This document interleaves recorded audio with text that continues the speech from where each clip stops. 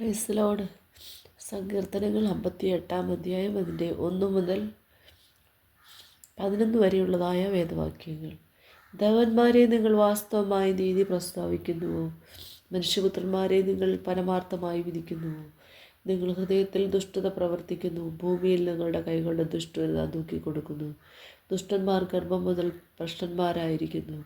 അവർ ജനനം മുതൽ ഭോഷ്ക് പറഞ്ഞ് തെറ്റി നടക്കുന്നു. അവരുടെ വിഷം സർപ്പവിഷം പോലെ, അവർ ചെവിയടഞ്ഞ പൊട്ടയണലിയെ പോലെയാകുന്നു. എത്ര സാമർത്ഥ്യത്തോടെ മന്ത്രം ചൊല്ലിയാലും മന്ത്രവാദികളുടെ വാക്ക് അത് കേൾക്കുകയില്ല. ദൈവമേ, അവരുടെ വായിലെ പല്ലുകളെ തകർക്കണമേ. യഹോവേ, ബാലസിംഹങ്ങളുടെ അണപ്പല്ലുകളെ തകർത്ത് കളയണമേ. ഒഴുകിപ്പോകുന്ന വെള്ളം പോലെ അവർ ഉരുകിപ്പോകട്ടെ. അവൻ തൻ്റെ അമ്പുകളെ തൊടുക്കുമ്പോൾ അവ ഒടിഞ്ഞു പോയതുപോലെയാകട്ടെ.